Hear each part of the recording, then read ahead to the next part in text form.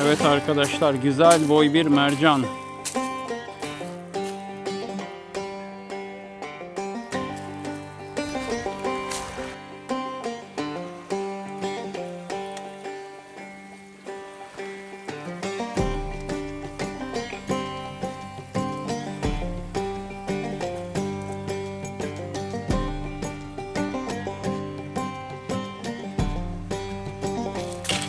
Beastmaster'ın büyük balığı ahtapot oldu arkadaşlar.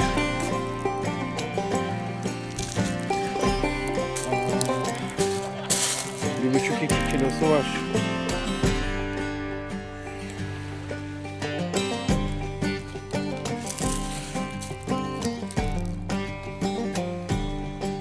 Yani alınabilir bir boy. Çok güzel boy, sargı var. 100 metreleri atıyordum en az. Balık 15-20 metrelerden geldi. Hemen çekelim.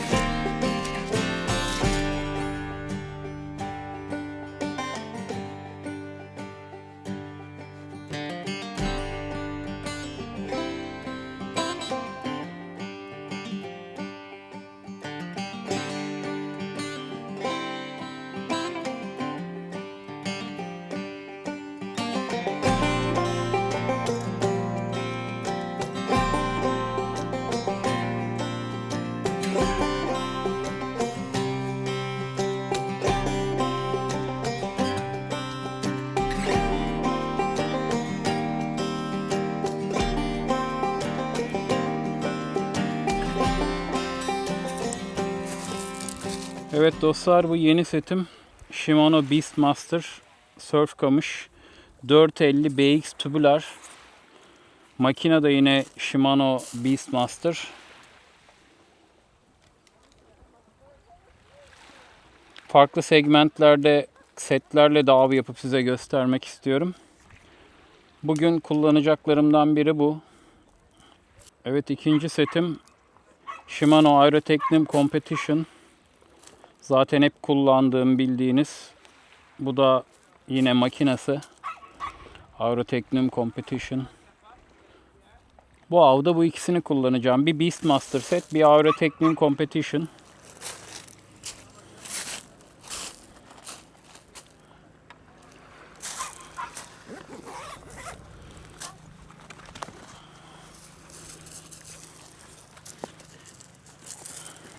Gerçekten başka yer yok, onun altından geç.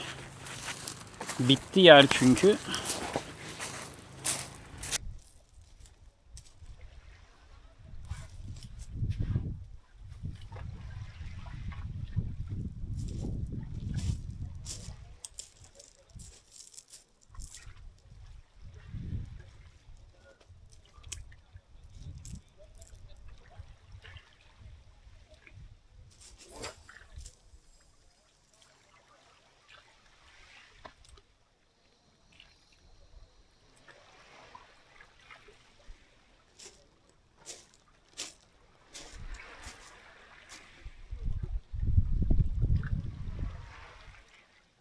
Evet dostlar, Aygaz'la yola çıktığımız Ege rotasında 5. kampımdayım. 5. kampımda yine Urla'dayım. Urla Demirceli tarafındayım ama tam bu koyun bir adı yok. Ben de ilk defa geldim. Yan taraf Kleopatra koyu. Haritadan size konumu atacağım Google Earth'ten. Google Earth'ten uydudan bakarak bir şekilde gelebilirsiniz. 4x4 bir binek araç, dikkatli kullanılırsa gelebilir ama 4x2 araçlarda yine böyle çok emin değilim. Aracınıza zarar da verebilirsiniz. Çok güvenmeyin ama böyle yapılı bir offroad aracınız varsa gelebilirsiniz. Fark şu: yapılı bir offroad aracınız varsa benim kurduğum gibi denize sıfır şu şekilde kurabilirsiniz.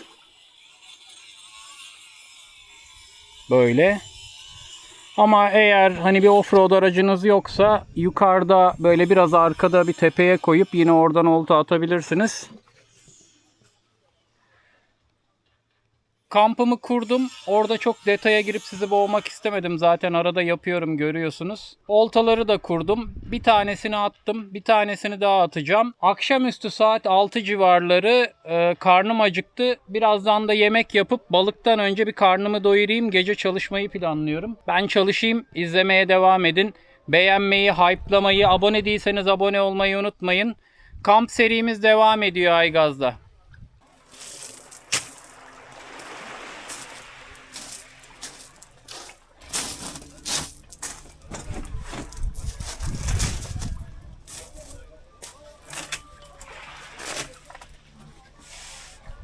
Bugün yemeği yine Kadak Dometic Two Cook Trip Roy ile yapacağım. Epeydir kullanmamıştım. Daha çok böyle yakala pişir ızgara falan yapmıştım. Bugün ocak olarak kullanacağım onu.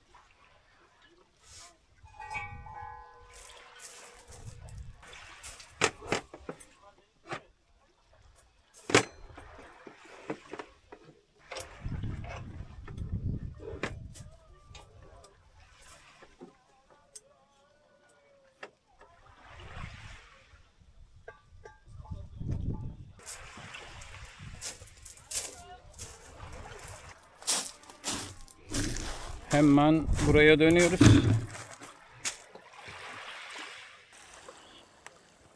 Evet arkadaşlar, balık üstünde. Bakalım çekebilecek miyiz? Ve ne balığı?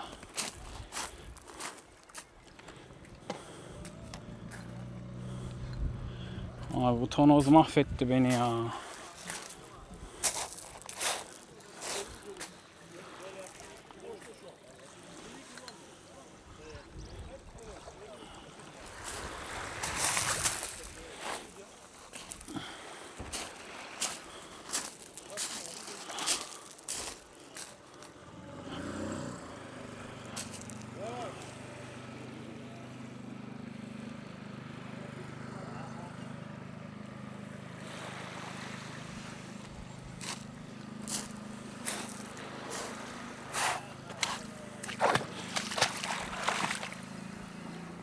Sardım mı?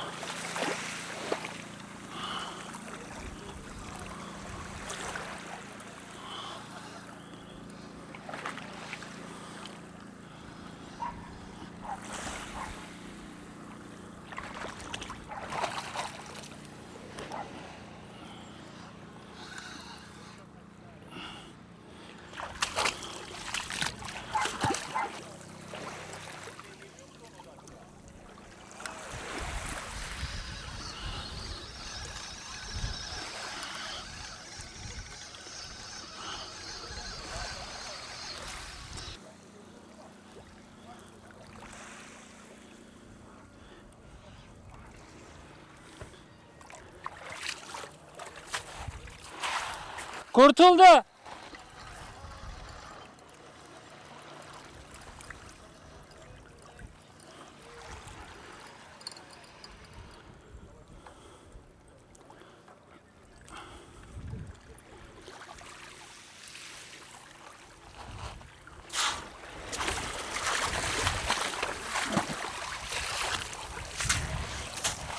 Evet arkadaşlar, güzel boy bir mercan.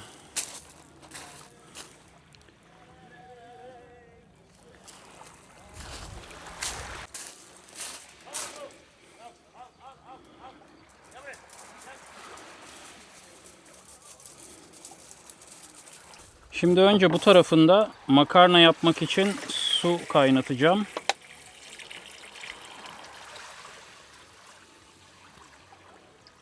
Böyle bol suyla güzel güzel kaynasın.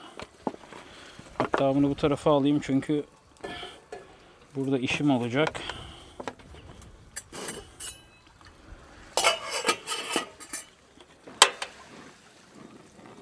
Tamam, bu burada kaynasın. Şimdi diğer kısım. Şimdi bu tarafta da diğer işi yapacağım.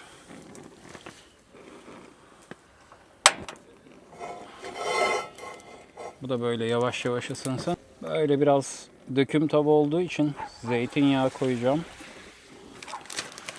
Sonra böyle köftem var ama bunu böyle büyük büyük yapmıyorum. Şunu biraz kısayım. Bu da. Şimdi bu köfteyi böyle daha ufak tek lokmalık hallerde atacağım.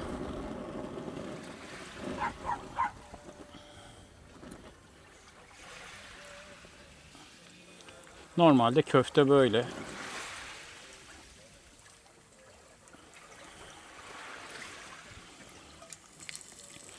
Böyle çok doyurucu anne yemekleri vardır ya yazın, yazlıkta, kampta falan böyle bol makarna, köfte, kızartma falan tam o kafa bir şey olacak. Burada da arkadaşlarım var. Hepimiz birlikte yiyeceğiz. Zaten ben balık tutunca da başkalarına nasip oluyor. Yemek yapınca da hoşuma gidiyor.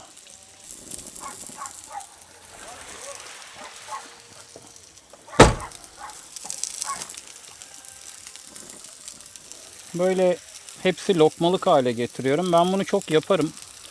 Yani herhangi bir köfte alıp parçalarım böyle ufak ufak. Bayağı tava doldu ama pişince küçülecek bunlar. Çok ciddi bir rüzgar var arkadaşlar.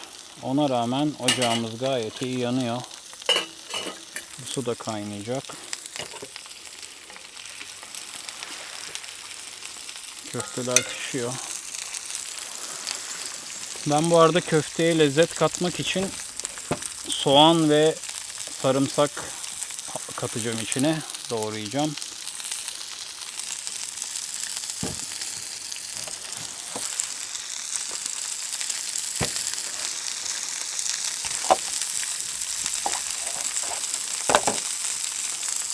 Böyle çok küçük doğramaya gerek yok. Böyle yarı jülyen yeterli. Bu arada yanımda tahta yok. Onun için böyle bir kağıt tabağın arkasını kullanıyorum. Kamplarda her zaman bu pratik çözümler işe yarar. Tavsiye ederim. Gayet de iş yapıyor yani.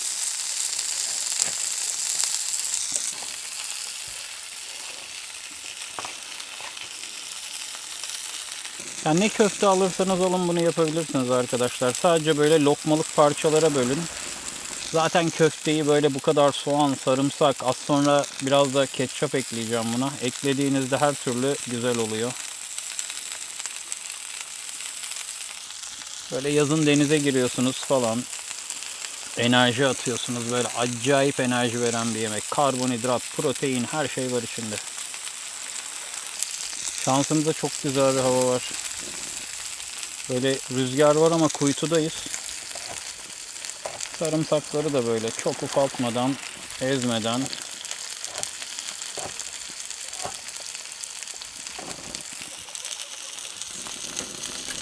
suyumuz da kaynamak üzere. Şimdi bu köfteleri bir posta soğanla çevirelim. Zaten bayağı bir tarafları iyi pişti. Şimdi biraz da soğanla pişsin. Sarımsakları da atıyorum içine. Çok güzel kokuyor şimdiden. Çok da acıkmıştım. Evet, görüyorsunuz. Artık soğan, sarımsak ve köfte birlikte pişiyor.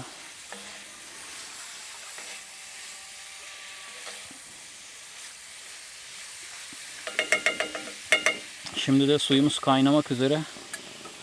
Buraya da makarnayı atacağım. Manzara da böyle harika.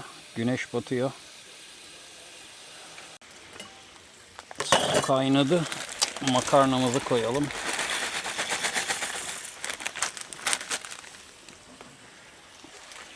Onu da böyle biraz sunla karıştırıp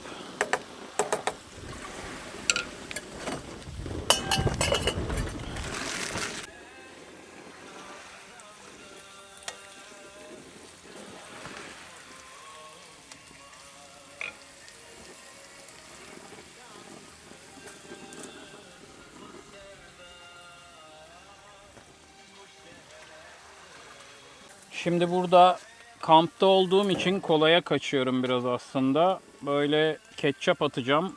Köfte pişti.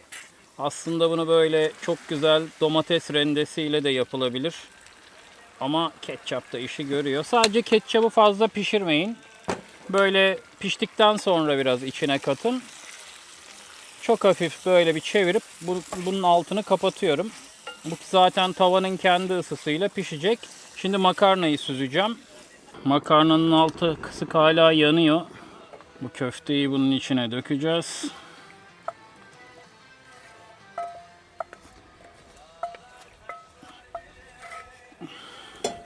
Gördüğünüz gibi şimdi bunu iyice karıştırıyorum.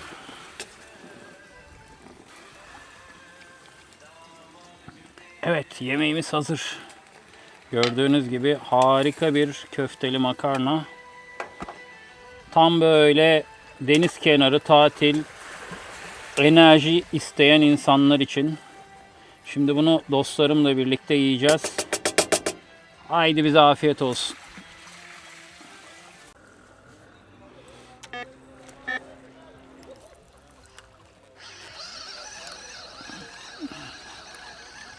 Bunda direkt balık var galiba ya.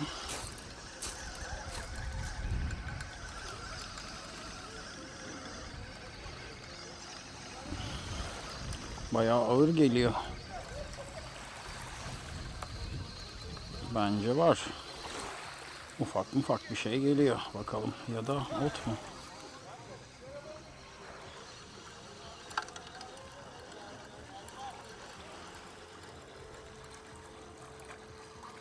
Balığa benzemiyor pek ama. Ha, balık.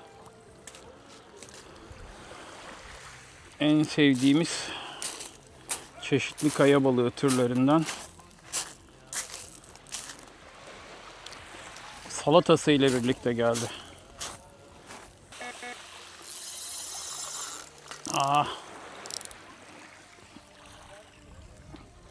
Direkt otun içine attık tabii bunu.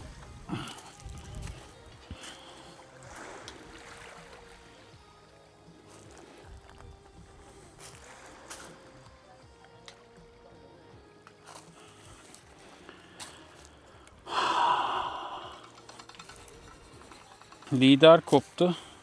Şimdi lider bağlamakla uğraşmayacağım. Makineyi değiştireceğim. Arkadaşlar, bu az önce tuttuğum balık bu. Sonradan fark ettim. Fangribini hemen salıyorum.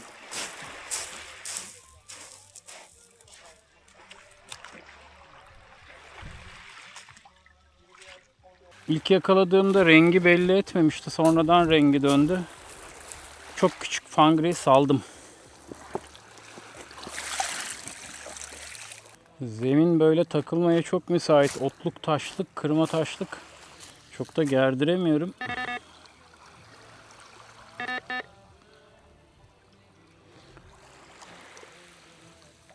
Çok güzel vuruş geldi ama ikisine de.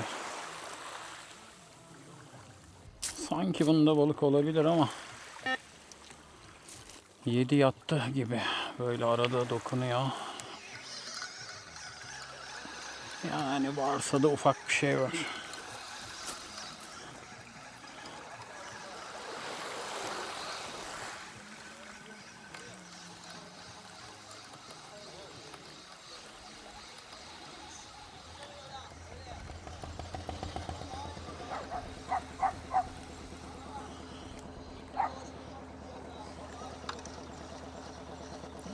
Bir şey yok.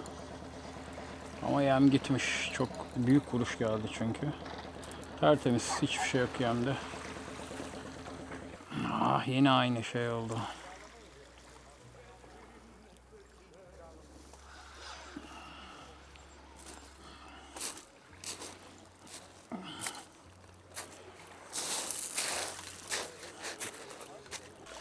Of.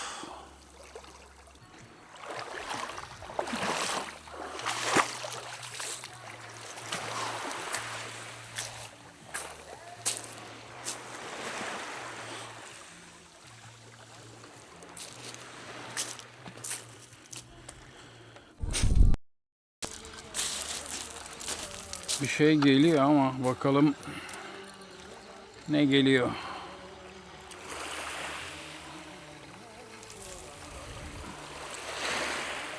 Ah, lapin. Yok muhtemelen ama bir bakalım. Yemi tazeleyelim. Saat 11 oldu. Deniyoruz. Yazın pek tadı yok bu meraların. Bir de dolunay var. Dolunayda da sıkıntılıdır. Yani sülünez üstü boru kurdu attım. Hani balıkla ilgilenenler bilir. En azından boru kurdunu yer balıklar böyle. Ve balıkların çok sevdiği bir kombinasyondur yani. Sapasağlam duruyor yemler. Hani denizde canlı yokmuş gibi. Yapacak bir şey yok. Çalışıyoruz. Çalışmazsak balık da yok. Zor bir mera, kolay bir mera değil arkadaşlar.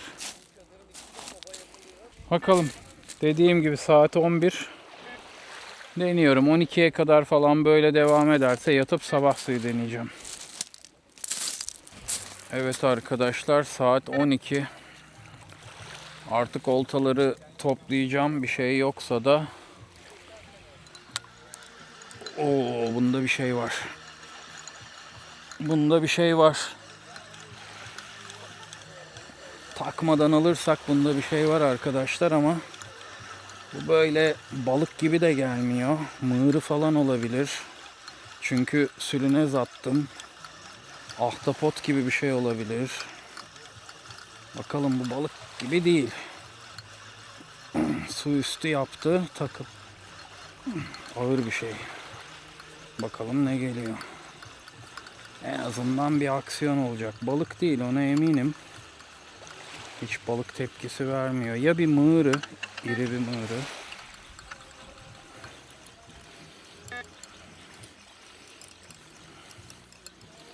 Ne çektik bakalım. Ahtapota benziyor. Evet, ahtapot.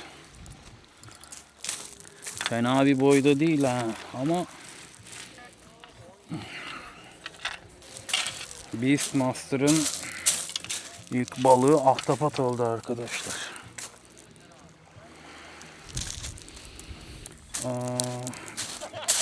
1,5-2 kilosu var.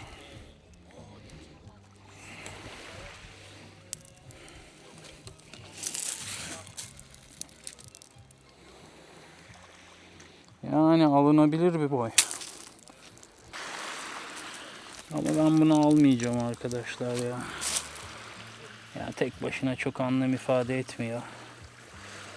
Bunu salacağım. Normalde biliyorsunuz ben suda bırakıyorum oltaları da, buraya hiç müsait değil. Oltaları suda bırakırsam sabah şey yapamam, toplayamam. Sabah uyanınca deneyeceğiz.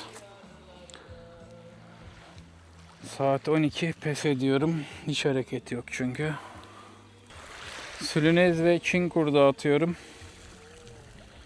Ve yemlerim de yani yaz günü olmasına rağmen güzel, iyi sakladım. Arabada dolap var. Gayet iyi yemler yani, yemi de bahane bulacak halim yok. Ahtapot aksiyonu oldu en azından. Normalde çoğu insan onun yarısı kadar ahtapotu alıyor ama ben alamam ya. Ahtapota zaten bir kıyamıyorum. Yani 2 kilo, 3 kilo bir şey olsa alıyorsun da bu değil yani. Evet dostlarım, saat sabahın 6'sı.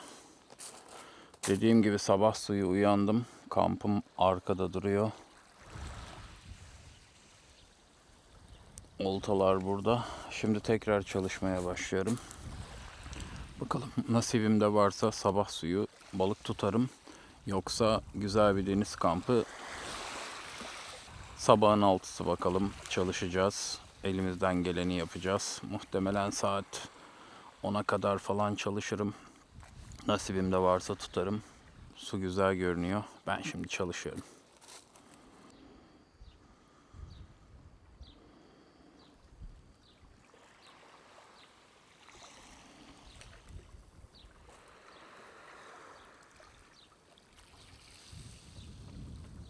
Boru kurdu atmıştım. Bir vuruş geldi. Küçük bir balık geldi ama ne göreceğiz bakalım. Evet, kaya balığı türü bir şey.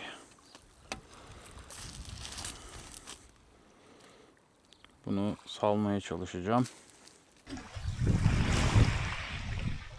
Arkadaşlar latına atayım dedim. İlk kez latına attım. Yolu Labaçko geldi. Çok kıyalık dağlara takmamam lazım. Güzel bir şey geliyor.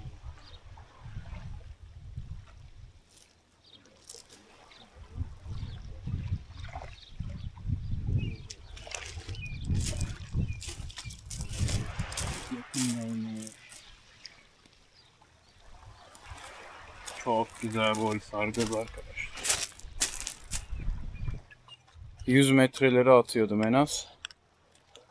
Balık 15-20 metrelerden geldi. Hemen çalışıyoruz.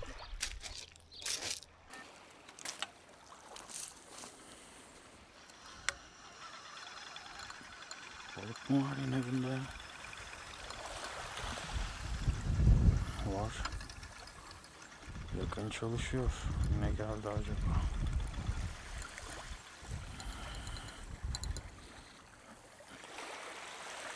Evet. Bir kaya balığı da yemlerimizi perişan edenler. Hedef balığımız bu olsa bir kova doldururduk.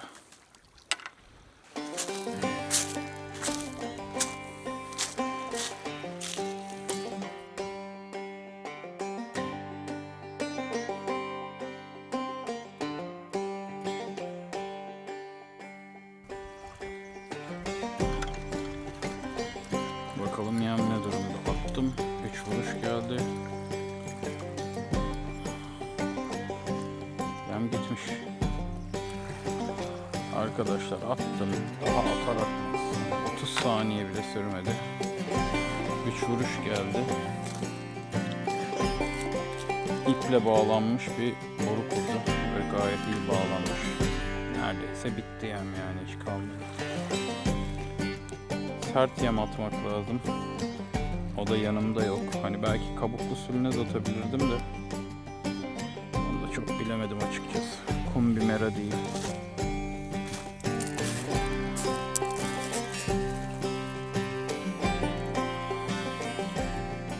Arada işte bir tane balık şey oldu. Haramilerden önce yemi görme şansını buldu ve yakalandı. Yoksa mümkün değil yani. Belki yengeç atılabilirdi.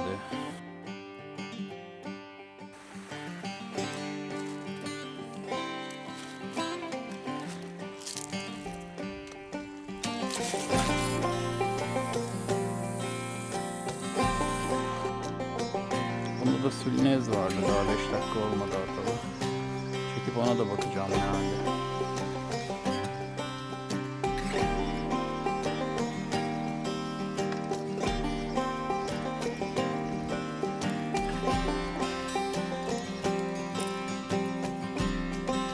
Bu da gitmiş.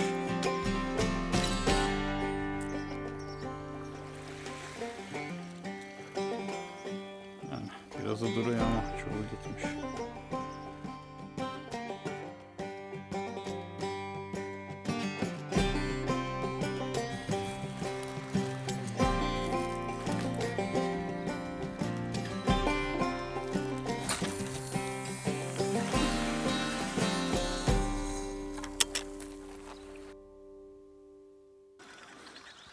Şey var ama hiç kafa atan falan bir balık değil yani.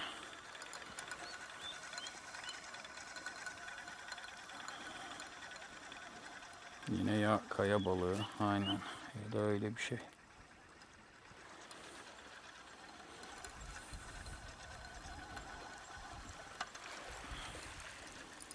Geliyor kırmızı kırmızı. Lapin ya da kaya balığı. Aynen aynı boy, aynı kaya balığı arkadaşlar. Bu hani sizin gördüğünüz 5. falan.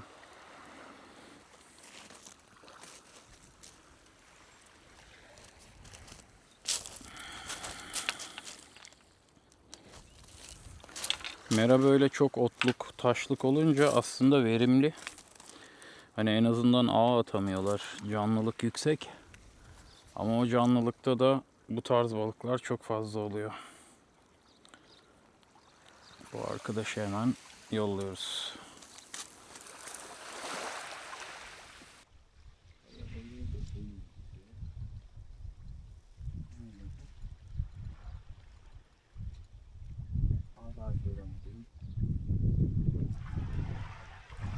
Evet ve tabii ki aklım almalıydık. Ben de diyordum bu avda bir eksik var. Ne eksik? Tabii ki Trakonya'mız arkadaşlar. Trakonya eksikti, o da tamamlandı. Bir şey geliyor ama bayağı uzağa attım. Ne geliyor? İyi, yani böyle çok işe yarar bir balık olduğunu sanmıyorum. Hala görünmedi. Trakonya muhtemelen. Aynen. İleride kumluk bir yer buldum ama hani böyle 130-140 metrelerde direkt Trakonya, 2 atış. Sülneze de Trakonya, boru kurduna da Trakonya. Sabah suyu da 2 saattir olta atıyorum. Ya bir sürü kaya balığı, Trakonya vesaire yakaladım. İşte nasibime bir tane de sargoz geldi. Artık yoruldum, bezdim de biraz. Bu ikinci avım bu yaz döneminde. Tabii ki yaz dönemi verimsiz, hepimiz biliyoruz, belli meralar hariç. Ama hani kamp yapmak için güzel yerler arıyorum dediğim gibi. Nasibimde de balık olursa.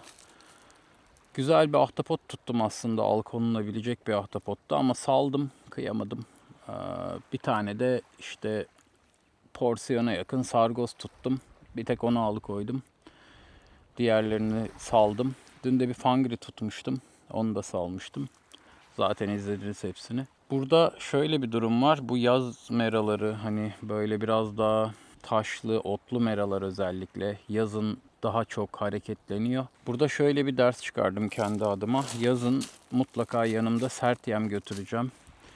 Hani yengeç, madya, bibi, bu üçlüden biri ya da sülünezi kabuklu denemek lazım. Belki de bura çok uygun değildi. Daha kumluk bir yer olsa kabuklu atacaktım. Bu sert yemleri mutlaka yanınıza alın arkadaşlar. Çünkü harami çok fazla. Havalar ısındı. İyice arttı haramiler. Yemleri rahat bırakmıyorlar. Özellikle boru kurdu, Çin kurdu, sülünez gibi yumuşak yemleri atıyorsunuz. Daha 30 saniye geçmiyor. Tekrar denemek için oltayı çekiyorum. Yem yok. Tık tık tık tık tık tık böyle yem ipiyle sardığım halde paramparça alıyorlar. Onun için tek çaremiz hani büyük balığın yemi görene kadar fırsat kazanması sert yemlerle. Yengeç, madya, bibi aklıma gelenler, siz de biliyorsanız yazın. Başka bir şeyler şu an aklıma gelmiyor. Bence mutlaka bulundurun. Ben de bundan sonraki kamplarda yazın mutlaka bu yemlerden bakacağım. En azından attığımda yem durur. Çünkü büyük balıklar daha böyle yeme direkt saldırmıyor. Daha tedirginler. Böyle etrafında geziyor, alacak edecek. O arada haraminin biri geliyor, tık tık tık tık yemi parçalıyor gidiyor. Çok tesadüfe kalıyor iş. Yani haramiden önce bir büyük balık gelecek de yeminizi alacak da. Bakalım, sonraki kamplarda nasibimiz olursa alırız. Şimdi kampı toplayacağım. Bir kahvaltı yaparım. Ondan sonra yola çıkacağım.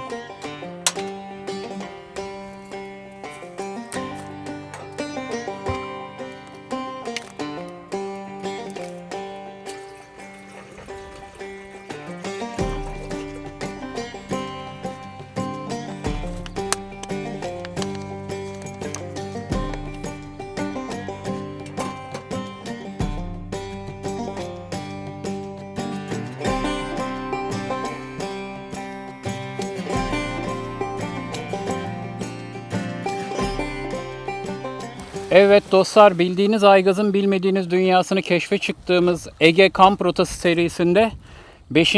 çok keyifli kampı tamamladık. Urla'dayız. Urla'da Kleopatra Koyu'nun yan koyundayız. Haritada size konumu attım zaten. Çok güzel bir hafta sonu geçirdik. Çok güzel tatil yaptık. Balık olarak çok iyi değildi ama yine de bir aksiyon vardı. Ama dediğim gibi bu rotanın ana amacı güzel kamp yapmak. Balık ikinci planda. Balık olursa seviniyoruz. Ama daha çok hani size çok güzel Ege'de kamp noktaları göstermek. Bunu balıkçılıkla da birleştirmek, yemekle birleştirmek. Yine çok güzel bir kamptı. Ben şimdi 6. kamp için yola çıkıyorum. Takipte kalın. Beğenmeyi, yorum yapmayı, abone olmayı unutmayın. Olumlu ya da olumsuz eleştirilerin hepsine cevap veriyorum. Belki bir sonraki yeri siz belirlersiniz benim için. Yorumlara yazmayı unutmayın. Ben yola çıkıyorum. Görüşürüz.